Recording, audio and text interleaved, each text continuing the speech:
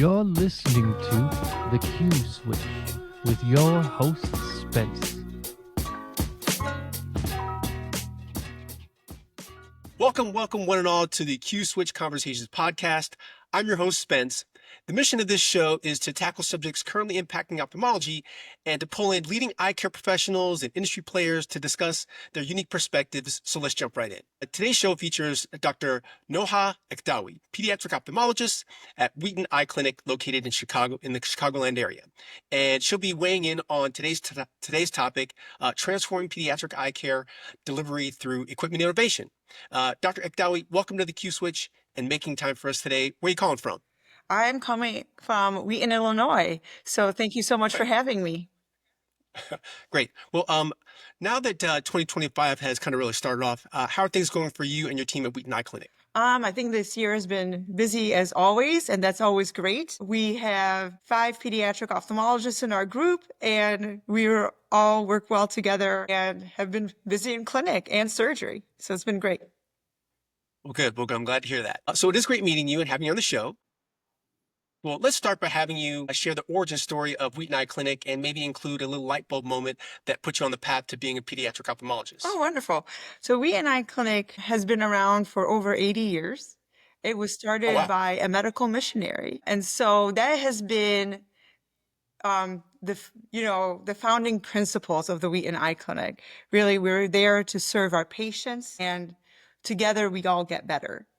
So it's been wonderful to be a part of Wheaton Eye Clinic my entire career. I was very lucky to find such a wonderful place to work right out of fellowship. Pediatric ophthalmology is very specialized, and not everybody can do it. And so again, in my day job, I see pediatric ophthalmologists do their thing, and pets and children I can't do. So it takes a special person to do what you do. What kind of really allowed you to really be on the path to become a pediatric ophthalmologist? So it's funny. I took a roundabout way because I actually was very interested in pediatrics. Generally, just kids in general. Kids in general. I did my pediatric rotation in medical school. I was like, oh, yes. And then I did my surgery rotation, and I was like, oh, that's also great. And then, so then I was very lucky to be at University of Illinois, where I could go through and do a lot of pediatric subspecialties. And it was like one of those things as a fourth-year medical student, you rotate, pediatric ENT, pediatric neurosurgery. I mean, I tried them all. And then, I got to pediatric ophthalmology, and I didn't realize at the time I was actually working with a world-renowned pediatric ophthalmologist, Dr. Marilyn Miller. And she and I followed her in clinic, and she looks at me and she goes, "You're a pediatric ophthalmologist." And I go, "Yes, I am." It's almost a personality type. I like to call it happy pediatrics. Because you have a very high success rate for treating pediatric eye diseases in this country. So if you want to help kids and have high success, meaning, I love my pediatric oncologist, but I did one day on that rotation and I was told not to come back. I am very much a happy peeves type of doctor. And once you realize who you are, I think that's so very important. And I get so excited about pediatric ophthalmology. There's been so much that has changed since even I started my training. I've only been out since 2010. It's 15 years exactly, but it's just been amazing how things have changed, how we have to keep up, what new technology is there. Some old tech still works great, and new tech is always nice. Mm-hmm.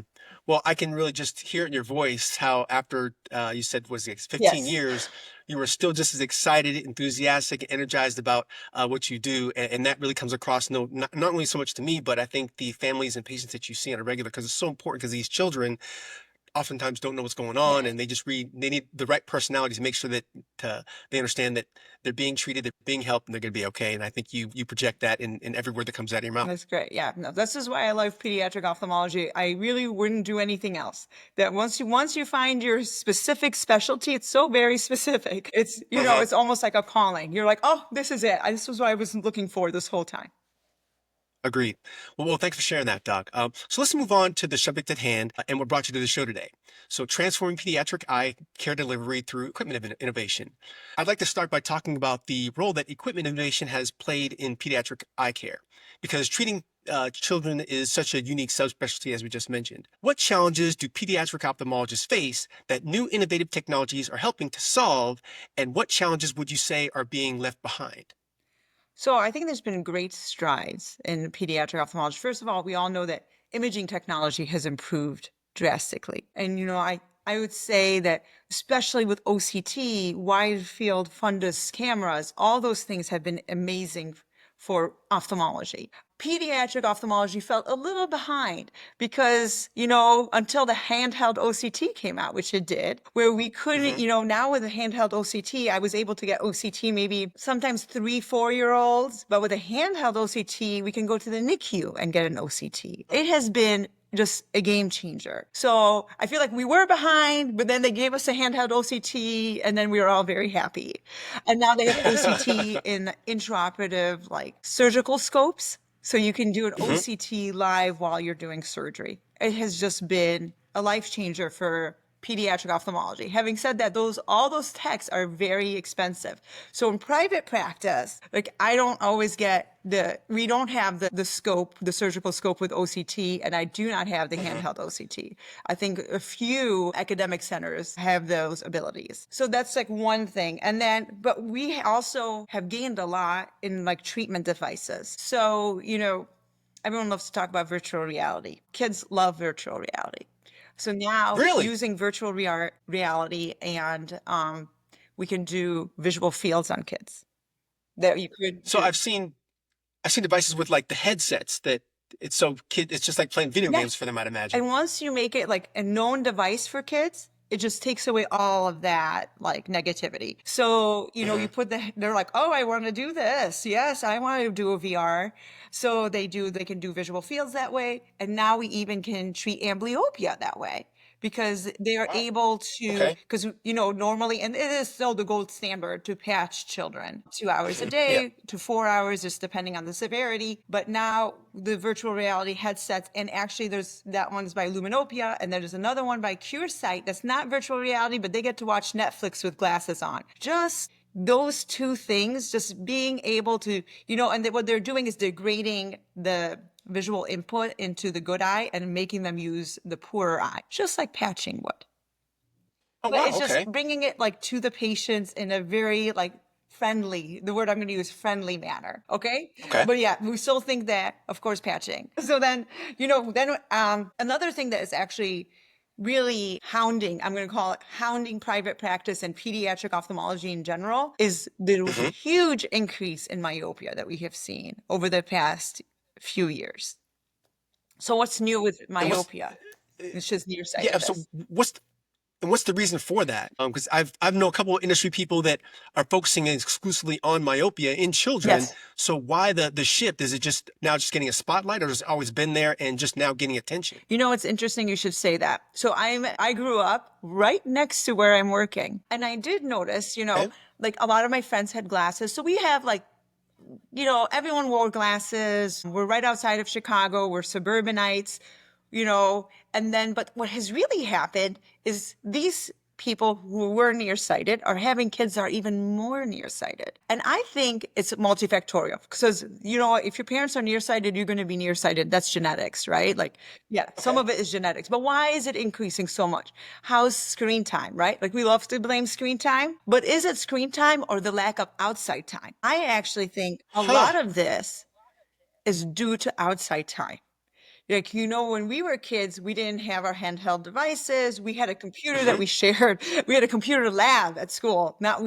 Kindergartners are now getting iPads, right? Their own personal device in the suburbs of Chicago to do their work. That was not true even when my kids were younger. They didn't get a personal iPad. And I really, push outside time as my number one, not tech, the exact opposite of tech. I'm like, go play outside. And kids are like, well, they don't want to do it.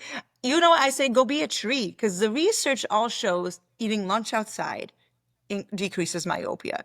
Going for a walk, just sitting there, all of it works. If, the idea of putting glass classrooms, I love it. Like, just make the kids outside. The research has like, oh, why is that happening? There's multiple theories behind it. They couldn't really prove the vitamin D theory. I think the most popular theory right now is the increase in dopamine levels changes the growth rate of the eye.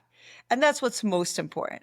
So I know I use VR to get a visual field, but then I'm like, oh, then go play outside. I know, but that's the myopia kids. And, I like to always like bring it back to like my family and my kids. Yeah. And I did that with my kids. Because I know I have contacts. I'm an ophthalmologist. There you go. So I have contacts in, but I'm actually quite a bit myopic, just like all my friends when I was growing up. And I was thinking, like, how high of a number are my kids getting to be? Because now they have all this extra screen time. So I pushed outside time. And I even put them in summer camps that were exclusively outdoors, something I didn't get an opportunity for when I was younger. And I actually feel, of course, again, there's genetics and there's environment, and then there's like screen time. My 16-year-old is minus 0.5. I'm a minus 5. Wow. I'm like, okay. Oh, wow. And we call her mini-me. She looks just like me. And I'm just like, you know what? It's got to be a little bit of that outside time. I wasn't able to cut her screen time at school. I know we do a lot of different things in our home that is not screen related, but schools actually have so much screen time. I think that's where the majority, like parents like to blame themselves. I'm always like, yeah, I love to take the blame too. But a lot of it's happening at school, and that's not outside of your control.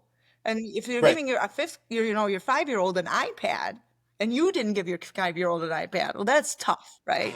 So it's obviously iPads and screens are great for education, and they provide so much, like when my kids were little, like abcmouse.com. Like, how adorable was that? And how much did they learn using that? That was great. Did I limit it to 30 minutes? Yes, I did, because I didn't get any at school.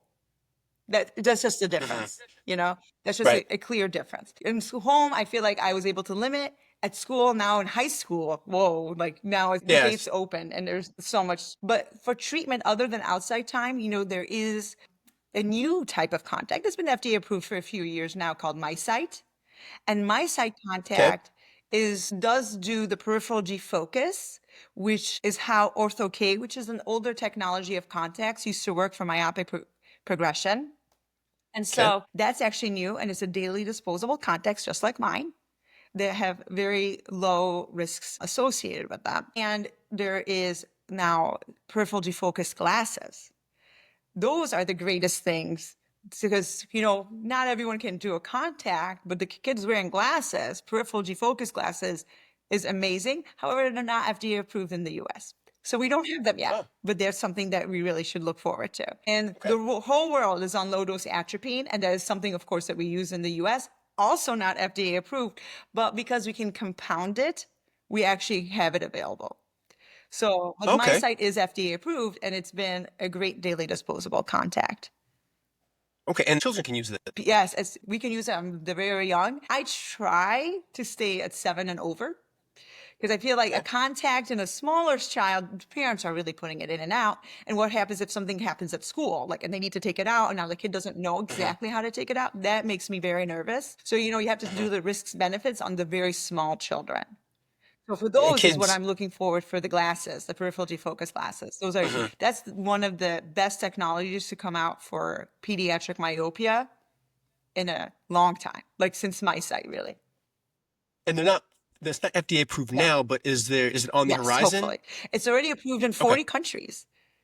So it's approved around the world. And, you go to these national meetings, and I do a lot of myopia, and everyone's like, oh, I have them. They're so great. And I'm like, that's nice.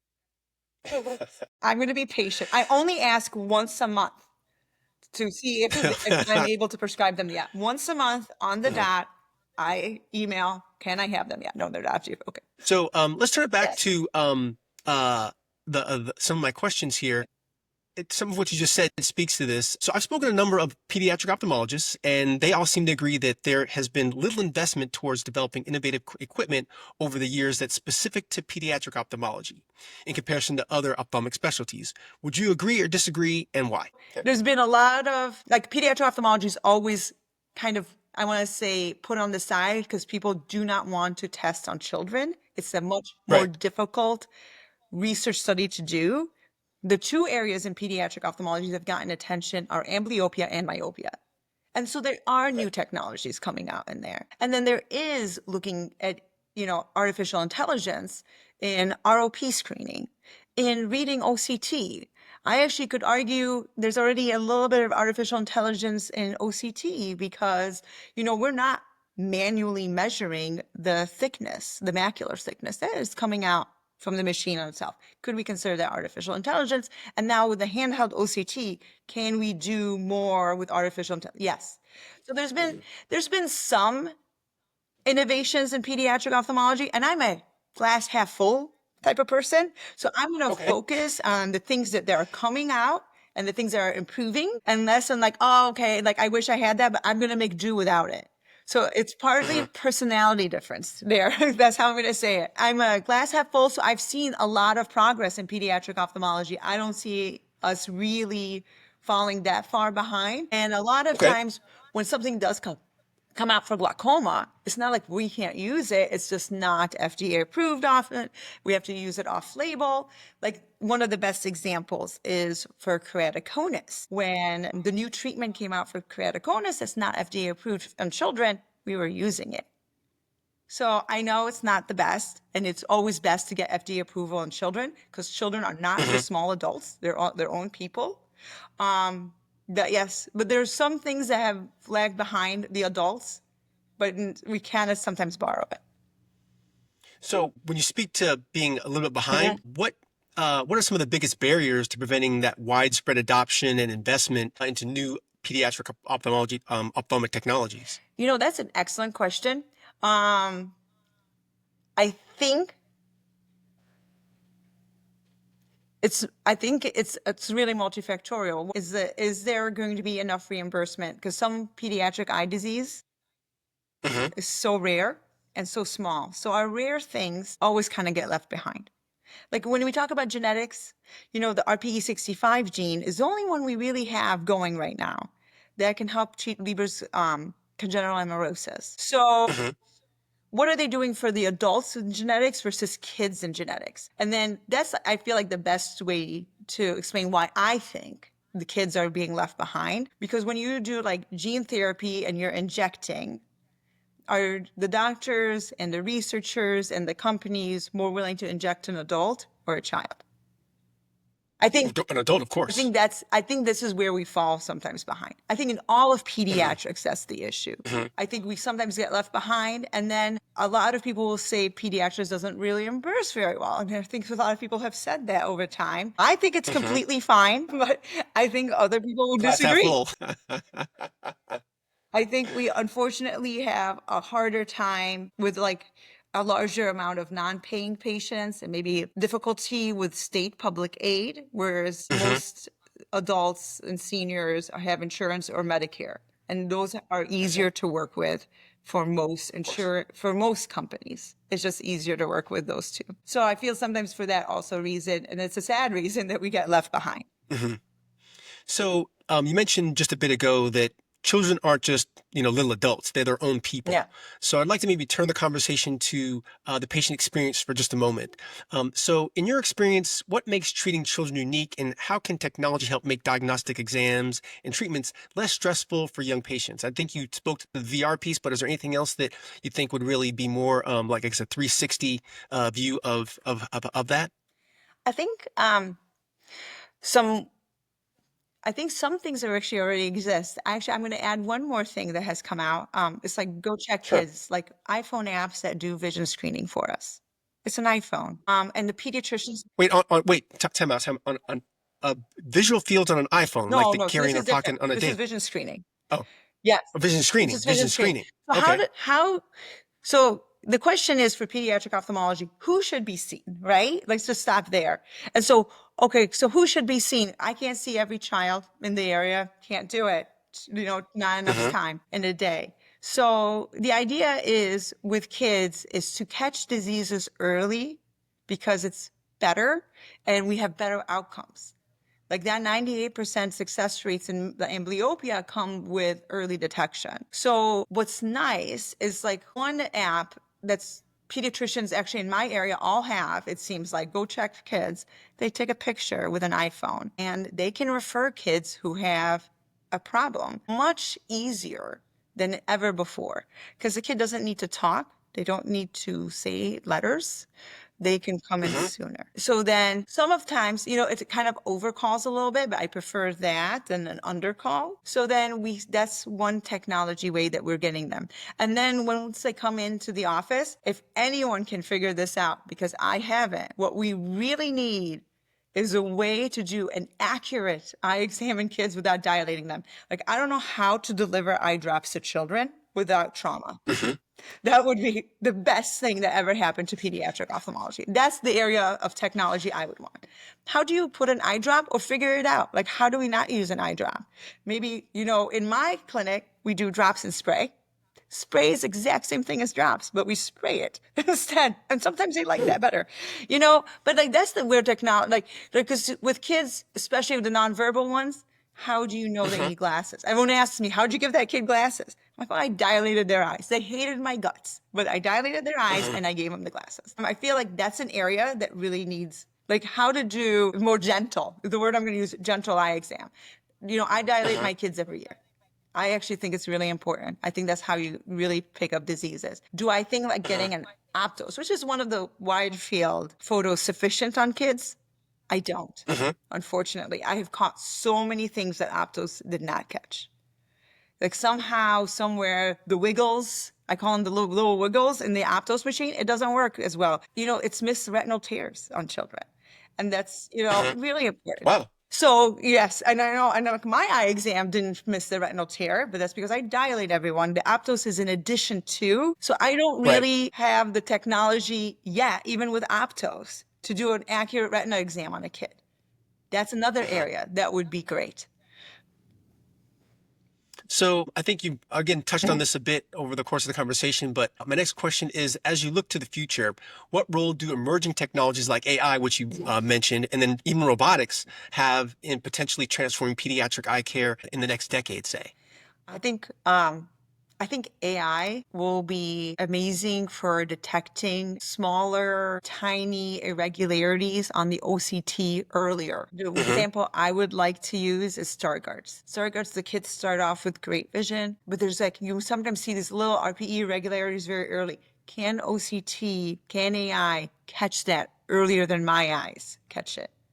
That would be wonderful. I think AI in ROP is going to be another great area of investment because not every NICU has a staffed with a pediatric ophthalmologist. There's very few pediatric ophthalmologists actually, and our numbers are declining. So with ROP screening in particular, I think AI could help us with that. And in general, since the number of pediatric ophthalmologists in this country is declining, and like declining not just by numbers, but by like the percentage for the population, how else can we use AI to grab the kids that need to be seen early? Those are kind of where I would like the field of AI to go. I'm not very involved in it. I'm more involved in the myopia research, the amblyopia research. Sure. That would be a great help to the pediatric ophthalmologist. So when you're talking about some of these emerging technologies like AI, robotics, and others, I think the medical community industry partnership is critical in bringing some of these innovative technologies and equipment to market. How can equipment manufacturers better collaborate with pediatric ophthalmologists to design more effective tools to put to use? I think that's a great question. I think the best way is to ask the pediatric ophthalmologist like what they need, right? And then come to our clinics and, we call it the volume is very high in our clinics. You have to the speaking volume. Everything's very loud, not just the volume of patients, but the volume of the sound. The sound is so high. You come in there and you're like, oh, this is chaos. And you're like, no, it's actually a very organized chaos. And everyone's being seen and everyone is being spoken to. And so other things like with technology, with like patient education, parent education, that's another great area for technology. Almost like in surgical training, we have surgical simulation labs. I would like to do like videos or simulations or helping parents figuring out their kid's disease, how to treat it, how to get the glasses on and a kid that is glasses averse, especially all our autistic kids. Like, what do we do with those children? What new technology would autistic kids like? You know, you talk about volume, you put an eye drop in an autistic kid, that's high volume. What can I do to make that better? You know, like I would love to make that better, you know, so then, you know, I'm so busy in my day-to-day ophthalmology that I need like someone to come in whose every day is to do technology and watch it and say like, yeah, I would love help in this area. What can you do to provide help for that area? I think just the best way to do it is a collaboration. And I feel like to join us, like come and join us and see how it goes every day. And then surgery, I know that there's been a lot of talk about robotics in surgery. Yes. So, you know, and I always think about it, like how can I effectively use, well, I can see how I can use femtosecond laser in cataract surgery, of course. But is that doable under general anesthesia in a hospital setting? Like why is femtosecond lasers being used in adults, but not in kids as often? Like why is there a gap there? Is it because where we're operating? Because the femtosecond laser is at the surgery center, but I'm operating in an inpatient pediatric hospital. So some of that is just getting things over. With robotics, like we have a robot. I've actually watched surgery being used on the robot. And then I think to myself, how in ophthalmology can this help me? Like, how can I make my surgery less invasive? Well, it's already kind of, well, with strabismus, it's very minimally invasive already. I call my surgery already minimally invasive. Can a robot assist me? I'm not sure, actually. I know people like to talk about it. I'm going to be very hard pressed to say that, you know, how fast I do a muscle versus getting the robot to do that muscle. Will it increase my anesthesia time? And that's something that's really important in kids. I don't like to increase my anesthesia time. I mean, there's been a lot of talk about general anesthesia in kids and multiple general anesthesias in kids. So there, the pediatric ophthalmologist is going to be very hesitant because, you know, to adopt something that could potentially take more time than what they're already doing. Because I do not want to increase anesthesia risks, especially in our cerebral palsy kids and our kids with heart transplants and all those kids are already kind of, so I'm like, the best way to say is I'm open to it. My husband does robotic surgery. He has yet to convince me. I'm like, I'd love to see it. I'd love to see how it's going to help with pediatric ophthalmology. Like, I would love it because I would love to decrease the infection risk. I would love to make it more streamlined. I would love, you know, all the things that robotics is great at. I would love to use it. I'm like, but I also want to watch my anesthesia time. That's that's something that's like very important to me. Yeah, because if all those things, as you know, as much good as they do, really conflict with that one main objective is to get that child, that pediatric patient in and out of surgery. Yeah. And the safe. Again, with as much anesthesia as possible, it's almost a zero-sum deal and wouldn't make sense to move forward despite all the benefits. Some people still say it's better because you decrease, you know, it's all like for me as a you know, if you take my pediatric hat only on, I'm like general anesthesia. How much general anesthesia do I need? How do I avoid general anesthesia? Right. Yeah. And so, like I said before, actually, one of the things I like to avoid with general anesthesia, exam was under anesthesia. So how can technology help me do an exam on a child in the office?